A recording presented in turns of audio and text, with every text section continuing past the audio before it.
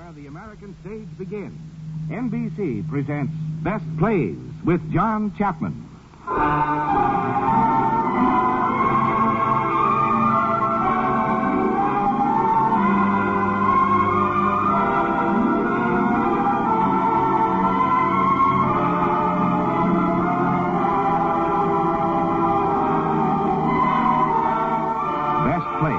A series of hour-length dramas selected from the outstanding successes of the New York stage. Now, John Chapman, editor of the theatrical yearbook Best Plays and drama critic of the New York Daily News, is here to introduce Judith Evelyn and John Beale in Craig's Wife.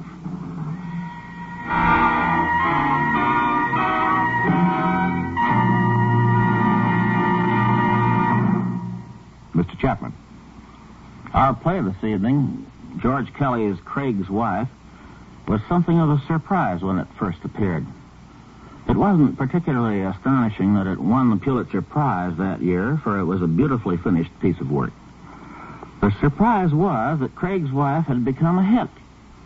And more than that, the kind of success known as a woman's play. These so-called women's plays are usually made of sugar and soap and all things nice, and they go great on matinee days. This one was different, and it still is. For when George Kelly finished his investigation of Mrs. Walter Craig, he had found in her character very little sugar, very little soap of the operatic variety, but a vast amount of furniture polish. When I first saw Craig's Wife, I thought it was a man's play, and I still do. But women think it's theirs. This evening, you'll be able to judge for yourselves. We are fortunate in having as Mrs. Craig Judith Evelyn, who played the role in its most recent revival on Broadway. We are equally fortunate in having John Beale in the part of Walter Craig. Now, to begin.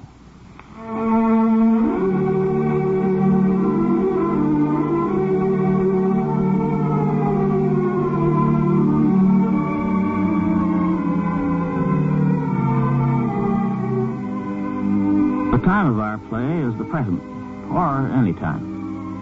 The scene is the living room of Walter Craig's home in a fashionable suburb. And since the whole story will unfold before us in this room, we might as well take a careful look at it, for it has something to tell us. The room is a picture of orderly, frozen grandeur. The light-colored carpets, the polished furniture, the gleaming ornaments are in the most perfect taste. They are rich, elegant, and cold. We would know also, even if the room did not tell us, that those who live here are people of some means. For as the curtain rises, there is a uniformed maid standing at the front door and a housekeeper just coming in to speak to her.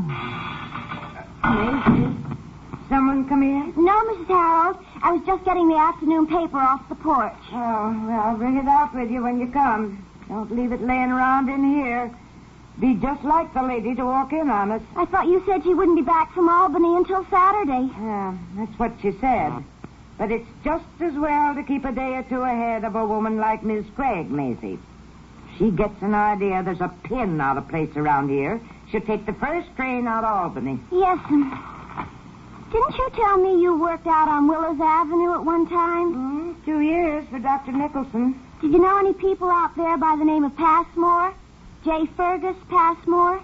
No. Why? Listen to this. Fashionable Willows Avenue residence, scene of double tragedy. Bodies of J. Fergus Passmore and wife, socially prominent in this city, found dead from bullet wounds. Why, the Lord have mercy. Police working on identity of gentleman visitor seen leaving premises in automobile shortly after midnight. Oh, I didn't know him. Oh, Lord, the things that can happen. Oh, answer that, Maisie. I'll be in the kitchen, and mind you bring that paper in with you. Yes, Hello, Maisie. Oh, how do you do, Mrs. Craig? You're back soon. Yes, will you take these bags, please? Come in, Ethel, dear. You must be so tired. Yes, I am, Aunt Harriet. Will you see that the catch is on the screen door, Maisie? It was half open just now. Yes, Take your things off, Ethel. I think there's nothing so exhausting as train riding. Oh, Mary Dee? Yes, You can take these things right upstairs. Put Miss Lambert's bag in the corner room. Yes. Oh, and Daisy, will you please use the back stairs to go up and down? Oh, yes. I always keep forgetting that. You know, Ethel, it doesn't seem to occur to anybody in the house to use the back stairs. They must go tramping up and down the front way. You know what stairs look like after they've been tramped up and down a few times. Oh, Aunt Harriet, I'm so worried. I never should have left. I ought to be with Mother. Now, you mustn't start that, Ethel. Your mother will come through this spell just as she always has. But Dr. Wood sent for me. He phoned the college. Why would he if it weren't serious? Because your mother asked him to, I suppose. Just as she asked him to send for me. But you could see that it was only upsetting her to have us there. I assure you, I've seen this same thing time and time again. And what could we have done if we stayed? I wanted to tell her something. I didn't get a chance. The doctor said I'd better wait. Well, I would have told her. Was it something important? It was about Professor Fredericks at school. Mother met him last year, and she liked him very much. She said she hoped I'd like him well enough to marry him if he ever asked me. And has he asked you? Yes, that's what I wanted to tell her. She said she'd feel easier to know I had somebody in case anything ever happened to her. But why does a person need anybody, dear, if he has money enough to get along on, as you have? Personally, I can't conceive of being very much worse off than married to a college professor, stuck off in some dreadful place like Poughkeepsie or Northampton without a 10-cent piece to your name. How's he going to support you? Well, lots of professors are married, Aunt Harriet. But their wives are not living the way you've been accustomed to living. Not the wives of young professors, at least. I suppose he's young. 27. Well, there you are. I think you're very foolish if you allow your mother to rush you into this marriage. She didn't rush me. She wanted me to be sure I loved him. And I do. Now, that is your age, Ethel. That's the snare of romance. Well, Aunt Harriet, you married. Not with any romantic illusions, dear. Though I have a full appreciation of Mr. Craig. He's a very good man. But I married to be independent. Independent of your husband? Of everybody. I lived with a stepmother for 12 years. And with your mother after she was married for 5. I married to be on my own. I haven't achieved that yet, but I know that it can be done. I don't understand you, Aunt Harriet. Well, I'm simply exacting my share of a bargain. Mr. Craig wanted a wife and a home, and he has them. I wanted security and protection, and I have them. But they're at the mercy of a man. I mean to secure them for myself. How? By controlling the man. But how, Aunt Harriet? And how do you make Mr. Fredericks do something you want? I tell him that I want him to. My dear, there are certain things men can't be told, particularly romantic men. But if he finds out that you want to control him... Well, that can't be proved, can it? Oh, you think I'm a very sordid woman? No, Aunt Harriet, I just don't think it's quite honest. It's so very much safer, dear. Yes, Mrs. Harrell. After a while, Miss Craig, I thought the young lady had gone upstairs. No, but she's going now. Ethel, I want you to lie down and rest for an hour or two. You'll feel so much better. I'll call you for dinner. Oh, I can't eat any dinner, Aunt Harriet. I'm so worried. Yes, I know, dear. It's very trying. But worrying can't help me. But go on up now, Ethel. Straight down the hall and to the right. All right, Aunt Harriet. What was it, Mrs. Harold? I won't tell you, Miss Craig. The cook left on Thursday. She just went away and didn't come back. Did she get her wages? Yes, ma'am. I'd already paid her until Tuesday. I called the agency to send somebody out, but Miss Hewlett said she wanted to see you first. She says she sent so many, she wants to find out what's the matter before she sends any more. Well, she ought to have a few of them cooked for her. She'd know what was the matter. Mrs. Harold, those roses on the piano, where did they come from? Oh, why, that Miss Fraser across the street. She brought them over for your aunt. Oh, we'll take them out of here. The petals will be all over the room. Yes, ma'am. Well, I put them, ma'am. Well, I don't care where you put them, but I don't want to be picking petals up every 2 minutes. Well, maybe your aunt would like them in her room. You can ask her. She up there now? Yes, ma'am. Miss Fraser's showing her something about a pattern she's working on. Do you mean to tell me, Mrs. Harold, that Mrs. Fraser is upstairs? Yes, ma'am. Well, how did she get up there? Well, I'm sure I don't know, Miss Craig, unless Miss Austen asked her up. All right. Were there any letters or messages while I was away? There was a gentleman called Mr. Craig about 8 o'clock last night, but he'd gone out, so I give him the number Mr. Craig said he could be reached at. Who was the gentleman? Did you get his name? Yes, ma'am. He said his name was Berkmeyer. Do you know if he got Mr. Craig all right? Yes, ma'am, he did. I told Mr. Craig this morning about him calling. He said it was all right. He talked to him last night. Then he called this afternoon about 4:30. Mr. Birkmeyer did? Yes, ma'am. He said for Mr. Craig to get in touch with him as soon as he come in.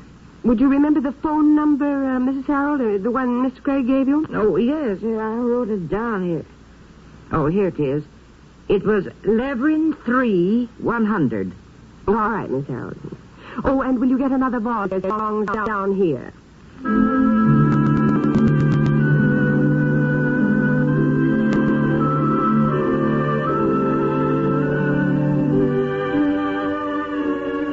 Information?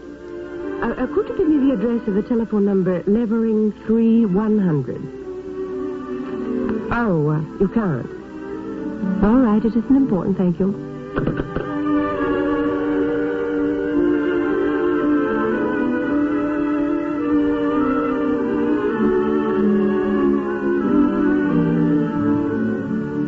Harriet, why didn't you wire me? I'd have met you. Well, I never thought of it, Walter, to tell you the truth. I just got in. Oh, here, dear, don't put your hat on the chair. How is Estelle? Well, I couldn't see there was anything wrong with her more than usual. Good. Well, am I glad to have you back again. Oh, Walter, stop it. Stop, you're breaking my bone. Oh, it's better. Oh, look, you've dropped your newspaper and this room's a sight. Your aunt's company will be scandalized. Hattie Austen has company? Who is it? Mrs. Frazier from across the street. She's upstairs, I'm told. Oh, the lady with all the rose bushes in her yard. They certainly are beautiful, aren't they? You might not think so if you had to sweep the petals up from the lawn. It's a wonder she wouldn't bring a few of those roses over here once in a while for Auntie Austen. Well, I guess she knows if we wanted roses, we'd plant some. And, Walter, you'd better be out of the way before she comes down. She's always trying to make conversation. Yeah, I've talked to her a couple of times on my way home. You mean she's talked to you? No, she was out there fixing the rose bushes when I came by. Of course, that's where she always is. It facilitates the approach. Huh? Oh, Walter, don't lean against the piano. You'll scratch it. Well, my coat won't Well, scratch there might be something in your pocket that will. Now, go on now before she comes down. You know, I think you're getting jealous of me, Harriet. Not at all, dear boy. I'm simply suspicious of rich, middle-aged divorcees who specialize in wayside roses. Mrs. Frazier isn't a divorcee. Her husband was killed in an automobile accident. She told me about it. You're a very guileless young man, Walter. Now, what do you mean by that? Nothing. I just wish you'd use your eyes. By the way, whose phone number is Levering 3-100? Fergus Passmore's. Why? Just wondering. Mrs. Harold told me that you went out last night and gave her that number. Yes, Fergus asked me over there to play a little poker. Mrs. Harold said that Billy Birkmeyer called you. What did he want? Well, Fergus told me to get a hold of Billy and bring him over, too. But he called me after I'd left here to say he couldn't make it. He finally called me at Passmore's. I hope you're not getting into card playing again. I never gave up card playing. You haven't played in a year. Well, everybody knows you don't play, so they don't ask me. I happened to mention to Fergus that you were out of town. Was his wife there? For a while. Then she went out somewhere. I bet that's why Fergus asked you. Huh? He was so insanely jealous of her. Oh, I'm sure he was never jealous of me. Jealous of everybody. And I bet that's why Billy Birkmeyer dodged it. I bet that's what he called to tell you. Last night? He simply said... No, today. He didn't call today. Yes, he did, this afternoon, around 4. Huh? He said you were to get in touch with him right away. What's his number, do you remember? Yes. Now, you let me know, Miss Austen, if there's anything else you don't understand. Come on, Walter, here they come. Oh, don't be silly, Harriet. Well, if you're going to stay and listen to that silly chatter, I certainly don't intend to. I'll come over any time, Miss Austen. I haven't another solitary thing to do. Oh, how do you do, Mr. Craig? How do you do, Mrs. Frazier? Hello, Auntie. Hello, Walter, dear. I understand Harriet is home. Yes, she got here just ahead of me. Miss Austen was telling me that Mrs. Craig's sister has heart trouble. Yeah, she's had it for quite some time. Oh, poor woman. I suppose Mrs. Craig is very upset. Yes, I suppose she is. Is she her only sister? Yes, they're just the two of them. Oh, too bad, too bad. Walter, you should see all the wonderful roses Mrs. Frazier brought me. Oh? Well, we appreciate that very much. Oh, there's nothing at all. Well, I'll be going now. Good afternoon, Mr. Craig. Good afternoon, Mrs. Frazier. Come over again real soon. Well, thank you ever so much. I'd be delighted. Now, you just call me if there's anything more about that time. Well, thank you so much, but I think Is that silly woman gone, Walter? She's outside saying goodbye. Harriet, she did bring some roses for Auntie Austen. Oh, did she? Yeah. Walter, I wanted to remind you about calling Billy Birkmeyer, dear. Oh, yes. What is that number? Park 840, isn't it? And why don't you use the upstairs extension? It's more private. I'll call him right away. Park 840? Oh, yes, Park. Mm-hmm. That's right, dear. You said it was urgent. Walter, did I... Oh, Harriet, Mrs. Harold told me you were back. Yes, Auntie Austen. And about time, don't you think? Why, dear? If I'd stayed away much longer, I should probably have come back to find my house a thoroughfare for the entire neighborhood. You mean Mrs. Fraser being here? Now, you know perfectly well what I mean, Auntie Austen. Please don't try to appear so innocent. How did that woman get in here? Why, I asked her in, of course. You don't suppose she walked in of her own accord? I wouldn't put it past her if she knew I was away. Let her tend to her own house. She'll have plenty to do. I don't want a lot of idle neighbors on visiting terms. A good neighbor is a very good thing sometimes. Well, you may have them. I don't want them running in and out to me. None of them has ever run in and out to you that I remember. One has just left. She wasn't here to see you. She was in my house. And your husband's house. And I don't think you'd find him much in accord with your attitude if he knew about it. Well, you'll probably tell him. Oh, I've got lots of things to tell him, Harriet. Only I want you to be here when I tell him, so that you won't be able to twist what I say. I'm not at all interested. And I resent intensely your having brought Mrs. Fraser in here. Oh, be honest about it at least, Harriet. I am honest. I don't want her here. You don't want anybody here. I don't want her. You don't want your husband. Only that he's necessary to the upkeep. But if you could see how that could be managed without him, his position wouldn't be as secure as the position of one of those sofa pillows. Well, I must say, Miss Austen, that's a very nice thing for you to say to me. It's the truth.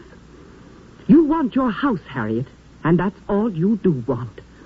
And that's all you'll have at the finish, unless you change your ways. People who live to themselves, Harriet, are generally left to themselves. For other people will not go on being made miserable indefinitely for the sake of your ridiculous idolatry of house furnishings. You seem to have borne it rather successfully. I did it for Walter's sake. But now I've decided to make a change. Only I want my reasons to be perfectly clear to him before I go. I think I owe it to him. I couldn't reach Billy Berkmeyer. He's probably... Well, what's the matter here? I haven't the faintest idea, I'm sure. Oh, there's something. What is it, Auntie? Your aunt tells me that she's going to leave us. Leave the house, you mean?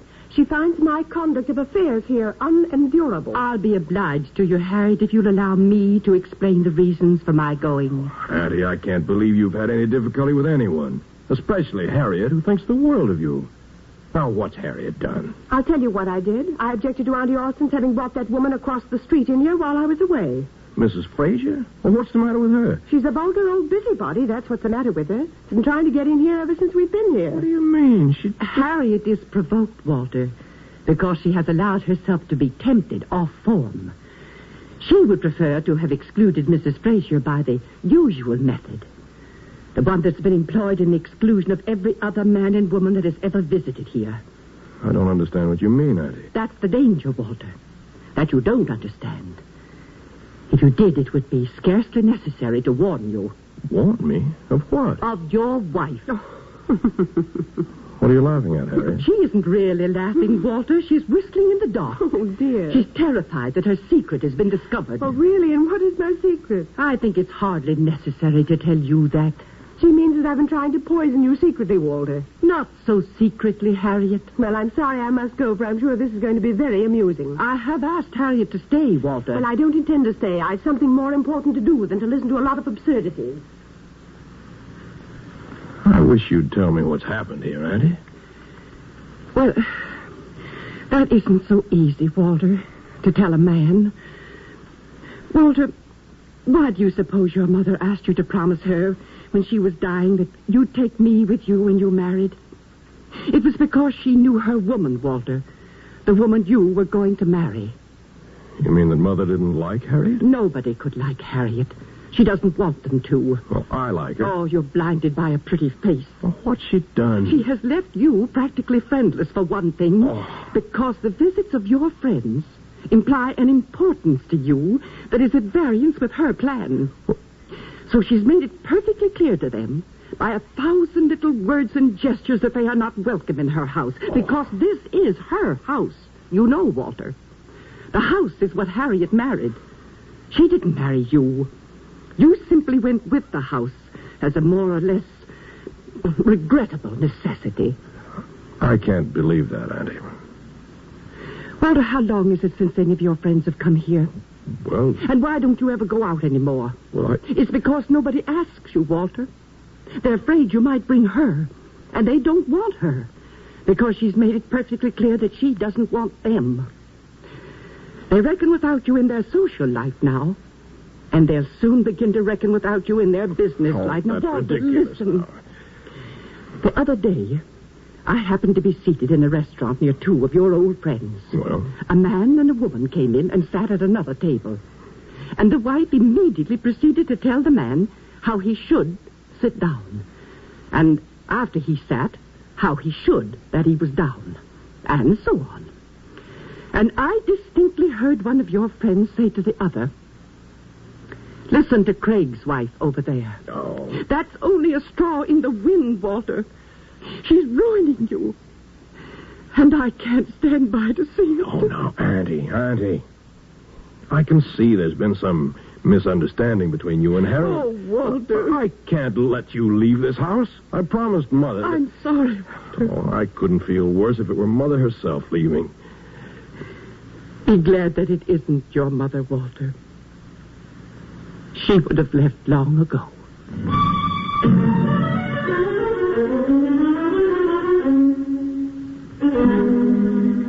A gentleman to see you, Mr. Craig. Who is it, Maisie? Oh, Billy. Hello, Walter. How are you? I called your house a while ago. I've been trying to get hold of you since 4 o'clock, Walter. I thought I'd better come over. Will I take the gentleman's things, Mr. Craig? No, I've got to get right back to the house. Well, never mind then, Maisie. You look worried, Billy. What is it? That's what I want to know. What about it? What about what? About Fergus Passmore and his wife. Haven't you seen the papers? No, why? Then you don't. Here, look at this. On the front page. Dead? What in the... Fergus Passmore and wife. Good Lord. I nearly had heart failure when I read it. I saw her at the Ritz last night at 12 o'clock. She was with that military gent she's been stepping out with lately. That's my hunch on this, Walter. You know how jealous Fergus always was of her. But I was out there last night until 12 myself. Did Adelaide get in before you left there? No, she didn't. Oh, I think I ought to get in touch with the police headquarters right away, Billy. That's why I wanted to get in touch with you. It says here they're looking for a man seen leaving the place after midnight. Well, sure, that's me. That's the time I got away from there. That doesn't mean anything. Only it's a good idea to let them know. Oh, this is a terrible thing, Billy. Terrible. I haven't got it through my head yet. Come on, quit reading. The thing for us to do is to hop out to Passmore's and try to find out what's going on. Maybe it's all cleared up by now. If they haven't found out anything, we'll get in touch with police headquarters and let them know where we are. Well, you weren't out there, Billy. No, I wasn't. But I talked to you on the telephone out there from my house. What? In a thing of this kind, they trace phone calls and everything else. Yeah. Come on, I've got my car right out here. Well, I'll just get my hat. I guess the quickest way is across the park. Huh? Sure, we can be there in 10 minutes. Come on.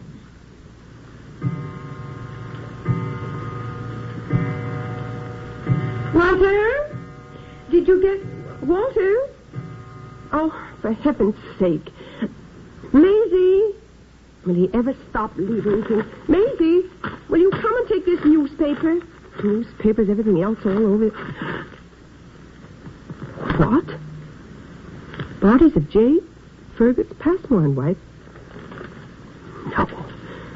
Oh, dear Lord, no. Walter! Walter, are you upstairs? Walter! Were you calling me a minute ago, Mrs. Craig? Maisie, have you seen anything of Mr. Craig? Why, he was here a few minutes ago, Mrs. Craig, with a gentleman. What gentleman? Who was he? I didn't catch the name, ma'am. He came in an automobile. Did Mr. Craig go away with him? I don't know whether he did or not, Mrs. Craig. I didn't know he'd gone. See if his hat's on the rack out there. Yes, ma'am, I'll look. No, Mrs. Craig, it isn't. Oh, Lord, Maisie, listen. Yes, sir? Run out to the garage and see if he's there. If you find him, tell him to come back immediately. I want to see him. Hurry, Maisie, hurry. Tell him I want him right away.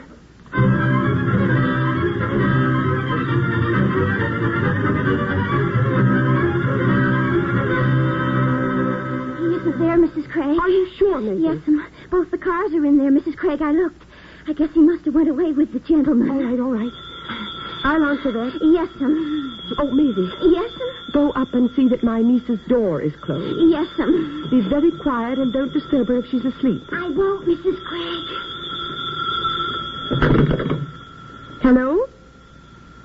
Yes, all right. Hello, this is Mrs. Craig speaking. Oh, Miss Landreth is lying down just now. Who is this? I see. Oh, why not a thing, Mr. Fredericks, except that she's very tired. You what? Oh, no, I don't see why you should put yourself to that trouble, Mr. Fredericks. There wouldn't be anything you could do when you get here. Well, I'd rather not call her, if you don't mind. Can I give her a message? I see. Well, it's very nice of you to be so solicitous, Mr. Fredericks, but I really don't care to disturb her just now. I'm very sorry. Maisie? Miss Landreth's door was closed, Mrs. Craig. All right, she was at the front door. Yes,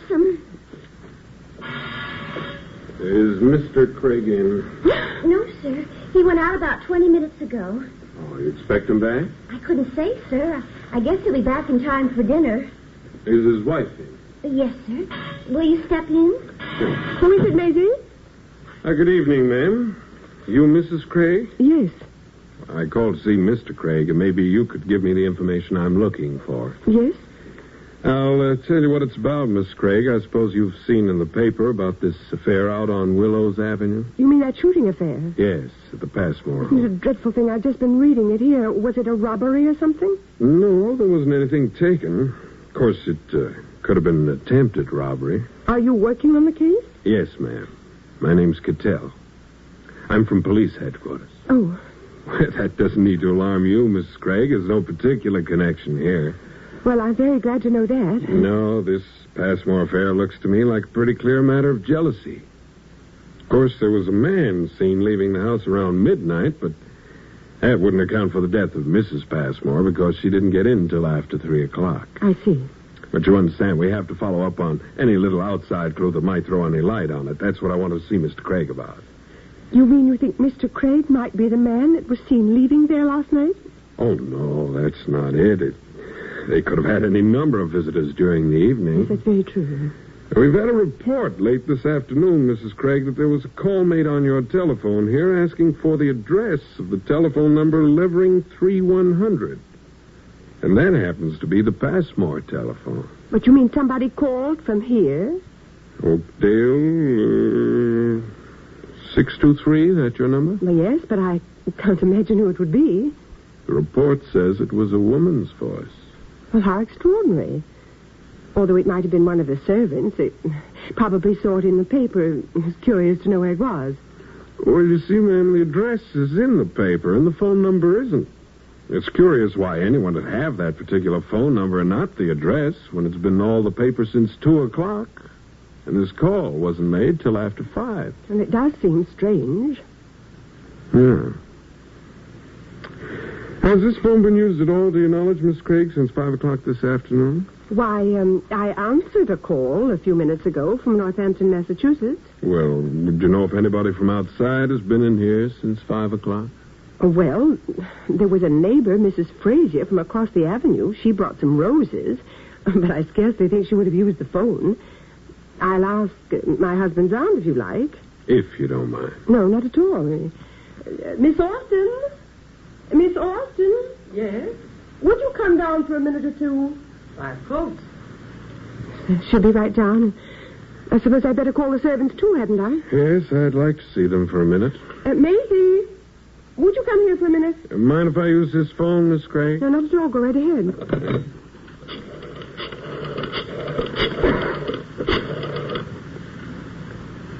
Extension 40. Did you want me, Mrs. Craig? Shh, in a minute. Hello, this is Cattell. Oh, that's so. I got away from there before 6. Harriet, what are you trying to do, break my heart? All right, I'll be right over. I won't have to bother you any more right now, Miss Craig. There's been a bit of additional information come in over at headquarters that'll hold things up temporarily. Do you want me to have Mr. Craig get in touch with you when he comes in? No, we'll get in touch with him if it's necessary. And you don't want to question the rest of the people now, either? Not just now, Miss Craig. I'm sorry to have had to trouble you. No, that's quite all right. You can explain the circumstances to Mr. Craig, if you will. Yes, I will. Thank you very much, Miss Craig. Good evening. You're very welcome, I'm sure. Oh, did you want to see me about something, Harriet? Not now, Miss Austen. It isn't necessary. I'm sorry to have troubled you. Mrs. Craig? That will be all, Maisie. Yes, but Mrs. Harold wants to know if she'll serve the dinner now, Mrs. Craig. Dinner? No, Maisie, tell her not yet for a while. We'll wait for Mr. Craig. I'm sure he'll be here any minute.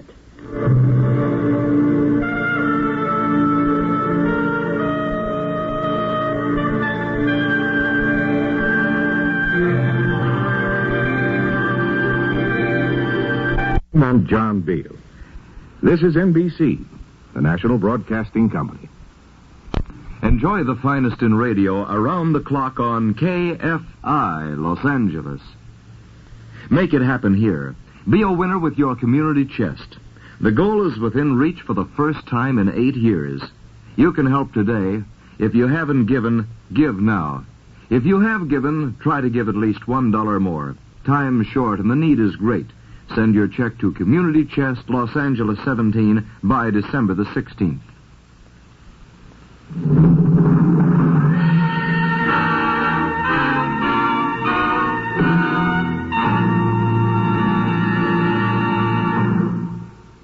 Now, Act 2 of the Best Plays production of Craig's Wife by George Kelly, starring Judith Evelyn and John Beale. And here again is John Chapman.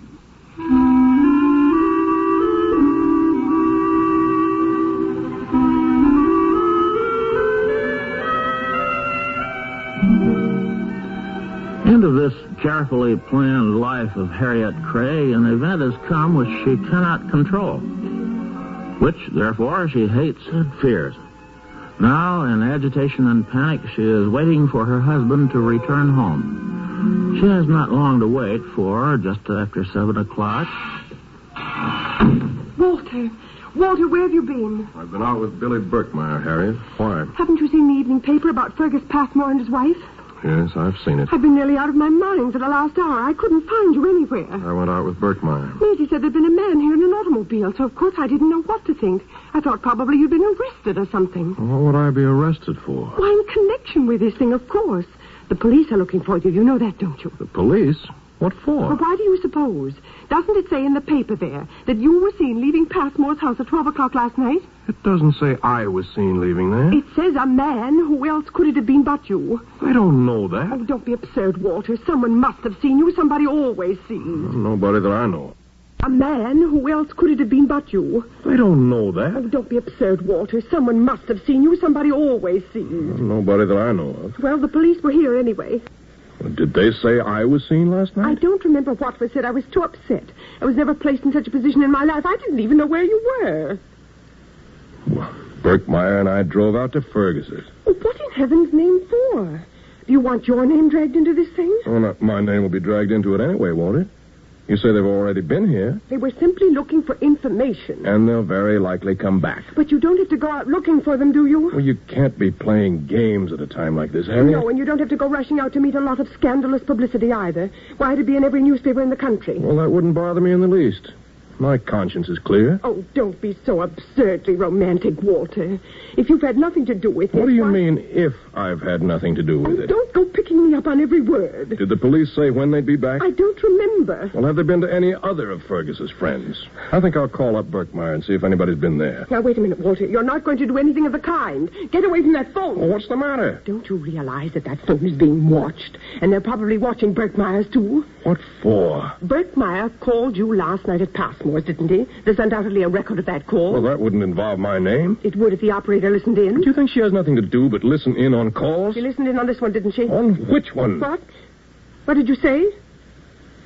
Which call did the operator listen in on? Well, somebody must have listened in on something, or the police wouldn't have come here. Did they say the operator had reported on a call from here? I don't remember distinctly. There was something about a phone call. I assumed that it was the one that Birkmeyer made to you last night at Passmore's. Did they say when the call was made? What does it matter, Walter? The fact remains that the phone is being watched. And I want to know why it's being watched. Walter Craig, you're not to speak over that telephone. If you do, I'll leave this house. And you know what construction would be put upon that. What do you mean you'll leave this house? I mean exactly what I said. But do you think I could stay in this neighborhood 24 hours after my name had been associated with a thing of this kind? Harriet, can't you see the necessity of my being open and above board with them? I see no necessity of the one keeping still. But why create grounds for suspicion when there aren't any? There are grounds, Walter. You were out there last night. Well, that doesn't mean a thing. Evidently not to you. Well, does it to you? Well, what does that matter? It's not for me to determine your guilt or innocence. I'm not interested. You are not interested? I'm interested in the impression on the popular mind and the respect of the community we've got to live in. You mean you'd rather know I was involved in this thing and keep the respect of the community than know I was a victim of circumstances and lose it? Excuse me, Miss Craig. What is it, Mrs. Harold? I'm sorry to bother you, Miss Craig, but I'm afraid the dinner will be spoiled. You may serve it, Mrs. Harold. I'll be right on. Mrs. Harold. Yes, sir. Mrs. Harold, do you know if anybody has called that number I gave you last night on this telephone? You mean that number you gave me from Mr. Birkmeyer? Yes. No, sir. I don't know that anybody has. All right, Mrs. Harold. Thanks very much. I hadn't even thought about the number again, sir, until Miss Craig asked me for it when she came in this afternoon. Thank you, Mrs. Harold. Yes, sir. I'll serve dinner now. Why didn't you tell the truth, Harriet? I knew if I told you I made that call, you'd be on the telephone in 5 minutes telling the police. Why couldn't you be honest? Instead of trying to make it appear that I was responsible for bringing the police here. Oh, you needn't try to turn it on me. None of this would have happened if you'd been home last night instead of out playing cards with a lot of irregular people. What was irregular about Fergus Passmore? There must have been something.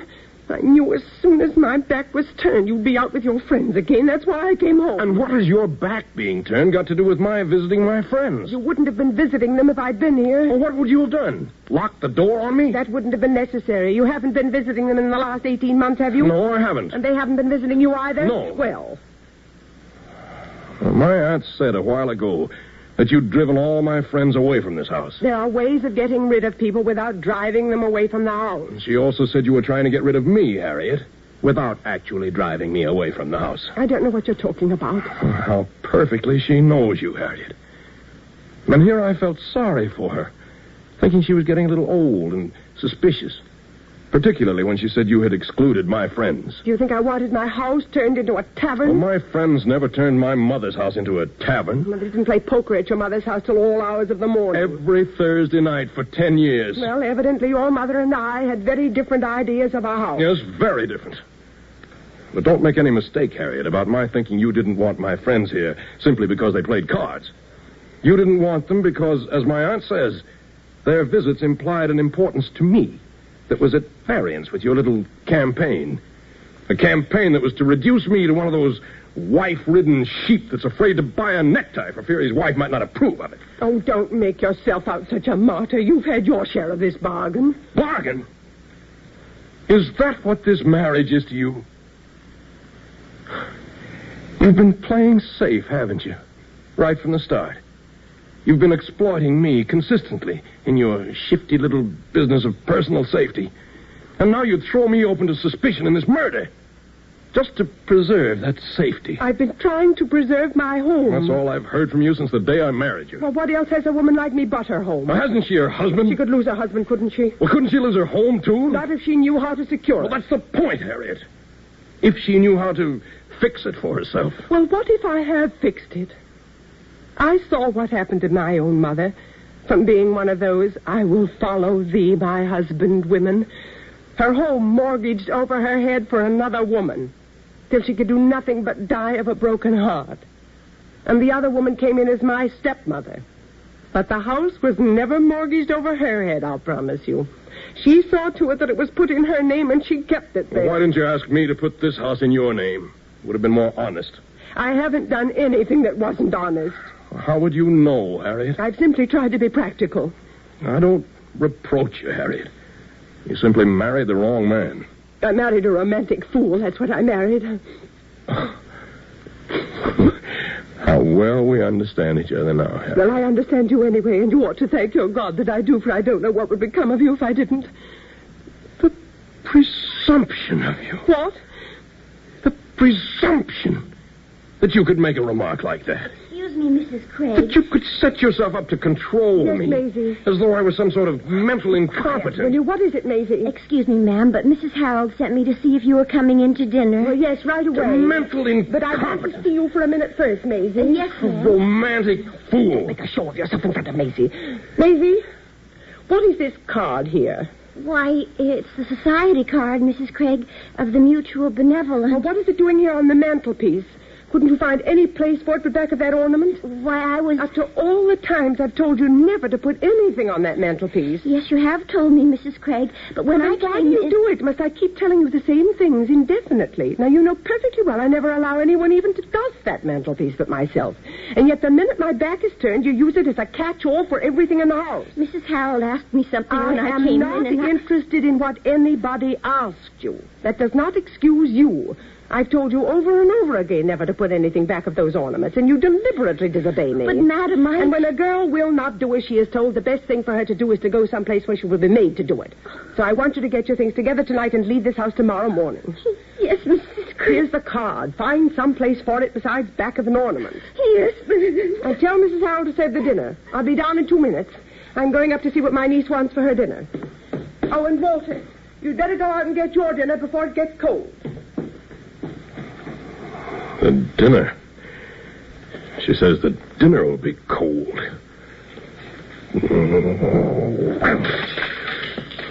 That's better. Mrs. Craig, I have to say, I think you could have given Maisie Oh, Mr. Craig. Glory be to God this day and this night. How did that ornament get broke? Did it fall off the mantelpiece? No, I smashed it, Mrs. Harold. On purpose, do you mean, Mr. Craig? Yes, I didn't like it. Well, I wish you'd tell Miss Craig it was you that done it, sir. She'll be thinking it was one of us. I'll tell her all about it, Mrs. Harold. Now, I'll get the dustpan, sir, and sweep it up. And just leave it there, Mrs. Harold. Go and have your dinner. Now, ain't you coming in, Mr. Craig? No, I don't want to think. I'm just going to sit here and smoke. Yes, sir. Walter! Well, did something fall down there? No. Nothing fell. Are you sure? It sounded as though the house fell down. Maybe it did, Harriet. I'm just sitting here wondering.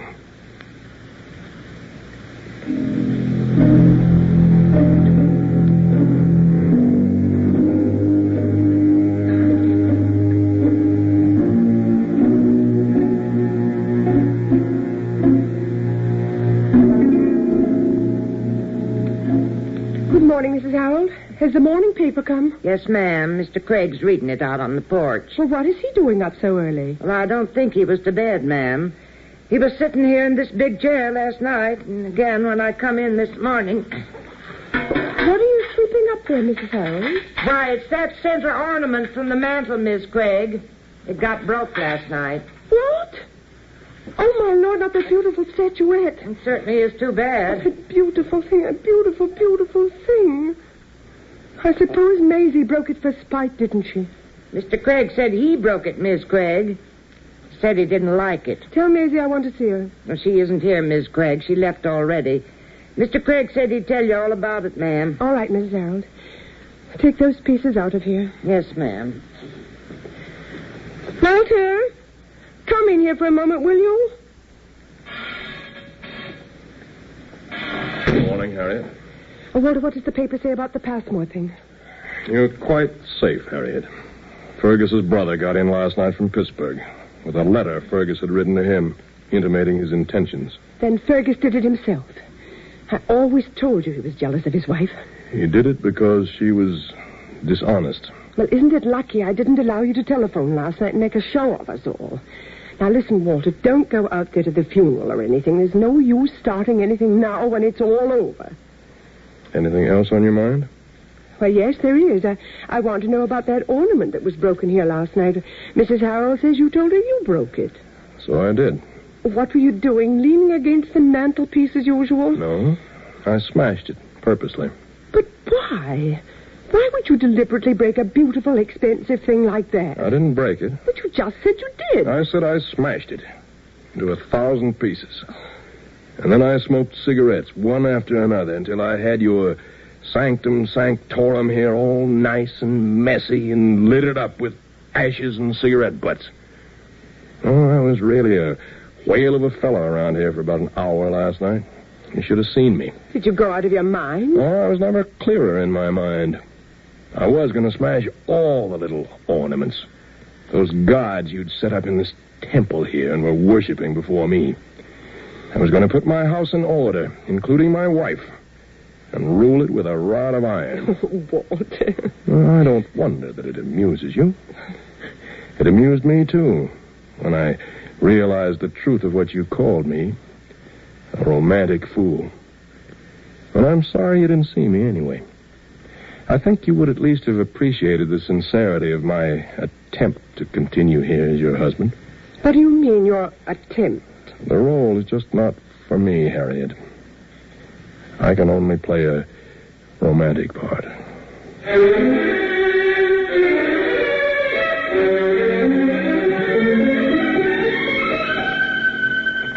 Ethel, dear child, what are you doing up so early? Harriet, I must go home. I'm too troubled in my mind to stay here any longer. Oh, now, Ethel, I'm sure you're upsetting yourself unnecessarily. Anyway, you can't go immediately. I must. There's no train until the 9:17. It's 9:15 now. Well, all right, dear. I can get a cab in 5 minutes. There's no use calling it already. I really should call Gene long distance. I simply left him a note when I rushed away from school. He won't know what to think. Well, I wouldn't worry myself too much about what he'll think, dear. I want you to consider very seriously what I've said to you. You're not married to Mr. Fredericks yet. Now, don't let him hurry you. I don't know what to do, Aunt Harriet. Just think it over, dear.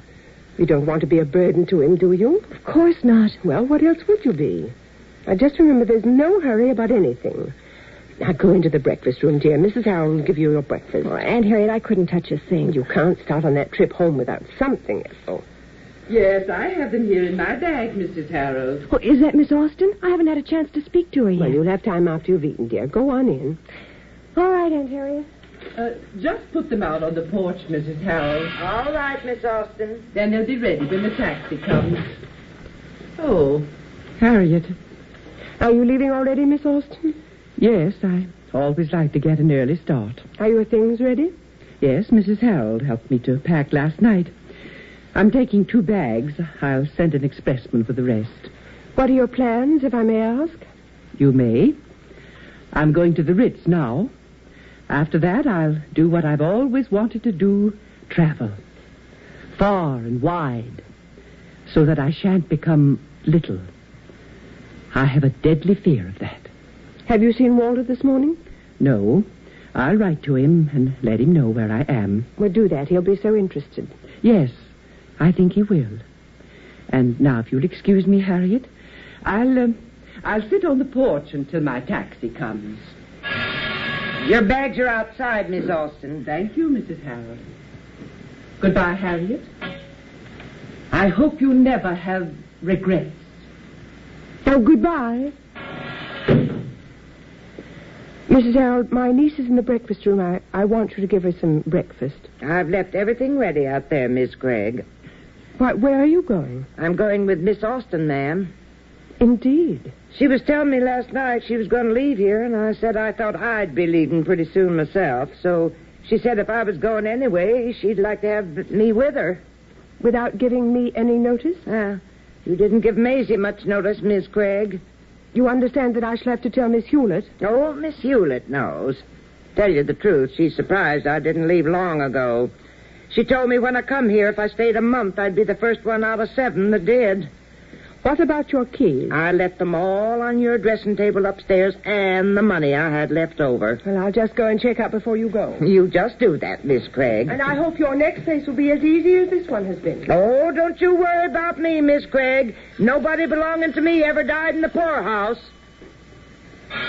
How do you do? My name is Fredericks. I'd like to see Miss Landreth, if I could. Oh, come in, please, sir. I think Miss Landreth is just having her breakfast. I think I'd better get my things, Aunt Harriet. It must be... Jane! Hello, Ethel. Jane, something's happened to Mother. Oh, no, not a thing, dear. Not that I know of. Oh, don't cry, darling. Please, now don't. Look, I just came because I couldn't reach you on the phone. I didn't know what to think, that was all. I'm going back home right away. I never should have left. All right, I'll go with you. You better sit down, honey. You look sort of pale. Oh, I've been so worried. I've been worried about you, too. When I told Aunt Harriet about our engagement, she didn't approve, and that upset me more than ever. Well, why didn't she approve? Several reasons. I'll tell you on the train. Well, you make me uneasy.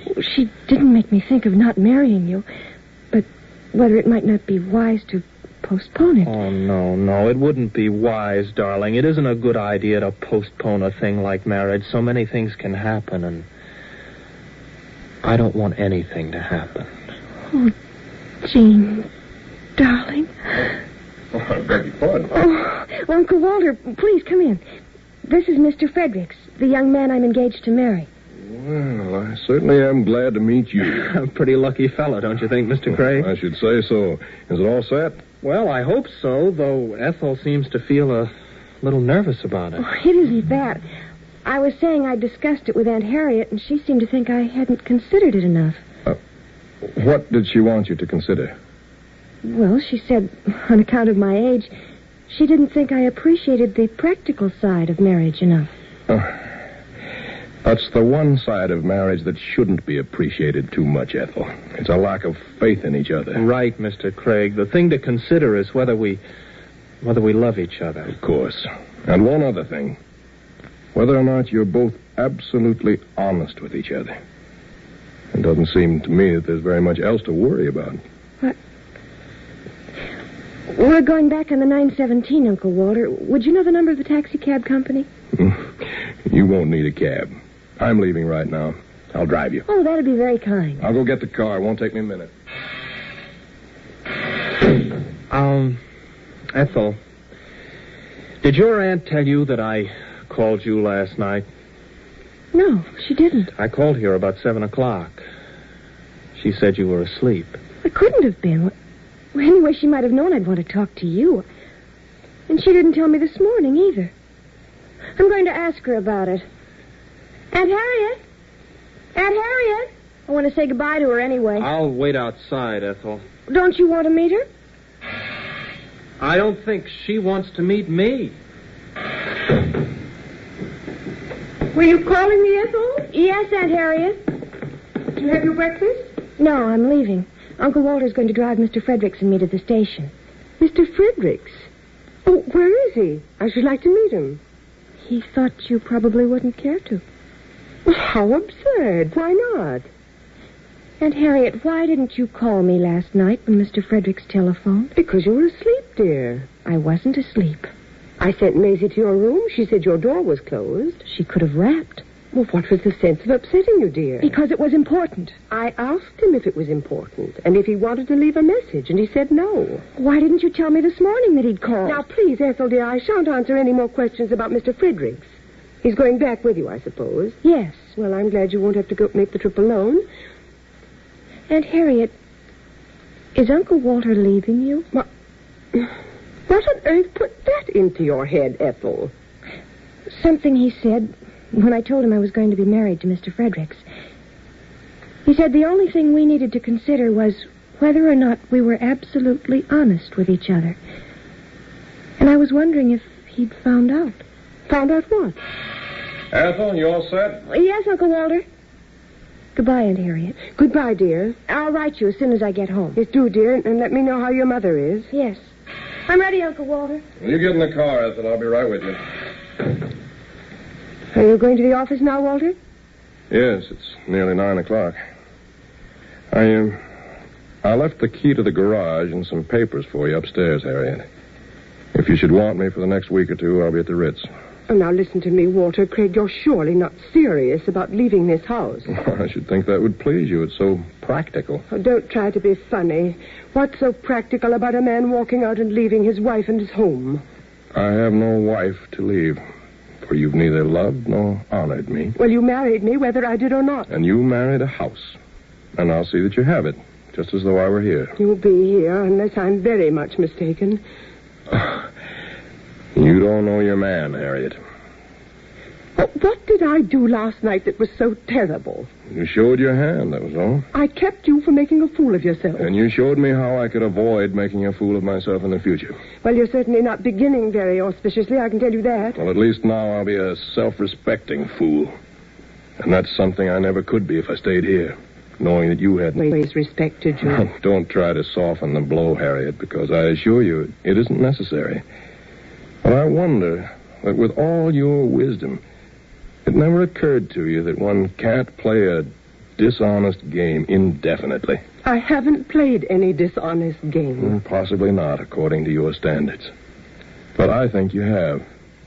And I think in your heart you know you have. And that's the rock that you and I are splitting on, Harriet. If this Passmore affair hadn't revealed you, something else would have. So my going may as well be today as tomorrow. Goodbye, Harriet. Walter. Goodbye, Harriet. Telegram from Mrs. Walter Craig? Inside. Okay.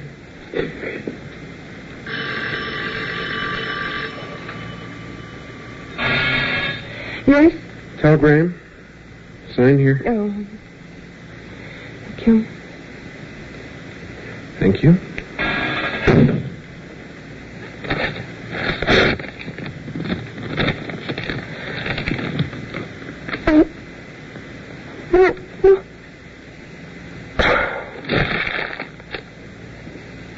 Good morning, Mrs. Craig. May I come in? Mrs. Fraser. Good morning. I do hope you'll pardon my walking in without ringing, but I thought Mrs. Austen would be down and I wanted to bring her these roses. I was telling her yesterday I'd bring her over some. She was saying that she admired white roses so much, and I have so many over there right now. I haven't seen her yet this morning. Well, if you'll just tell her I left them. Yes, I shall. Thanks ever so much. Oh, have you had any word about your sister this morning, Mrs. Craig? I saw the boy with the telegram, and I wondered. Miss Austen was telling me yesterday that she was quite ill. She died this morning at 6 o'clock. Oh, dear, dear, dear. That's too bad. I'd no idea she was so ill. I should never have come back. Dear, dear, dear, I'm so sorry. Oh, I shouldn't have bothered you at all. That's quite all right. But I'm sure you have my sympathy. Thank you. I do hope you'll let me know, Mrs. Craig, if there's any way that I can be of service to you. Thank you very much. I don't think there's anything anybody can do. I suppose you'll have to go right back up there again, won't you? I don't know whether I shall be able to or not, to tell you the truth, Mrs. Fraser. It's been such a strain. Oh, yes, these long illnesses are dreadful. But I hope you won't hesitate to let me know if there's anything I can do. That's very kind of you. I'll give these roses to Miss Austen when I see her. If you will, please. I'm terribly sorry. I'll run over again.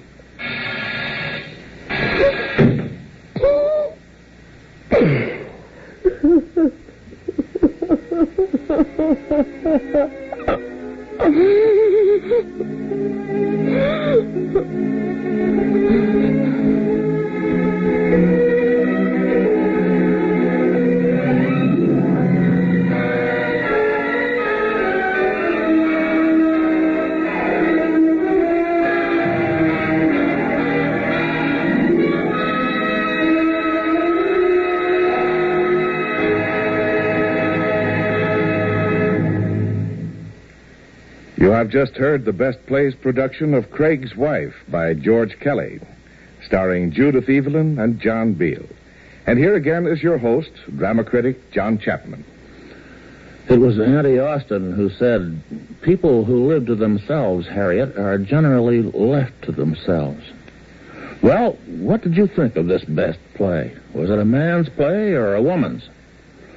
You might start arguing about it after I finish. But first you should be told about next week's piece. It's another melodrama, and one of the cleverest and most suspenseful. The title is Night Must Fall. The author, Emlyn Williams, wrote it for himself so that he might play a particularly evil hotel bellboy. Our cast will include Alfred Drake as Dan, the sweet-talking bellboy with murder in his soul, and the beloved Mary Boland as the old lady who befriends him. Another member of the company will be Carmen Matthews. This is Chapman saying goodbye until next week.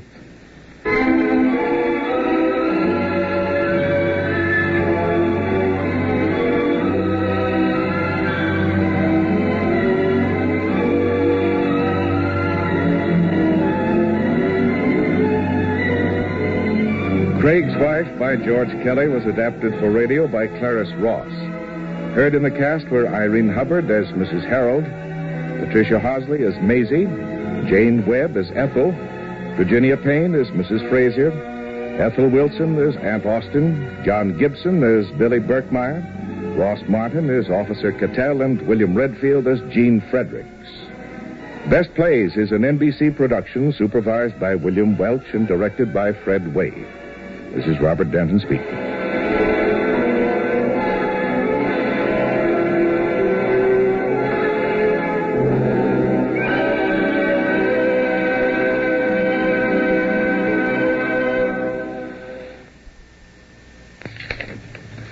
Best Plays came to you transcribed, and we invite you to hear Theater Guild on the Air at 5:30 this evening on NBC. KFI, Los Angeles.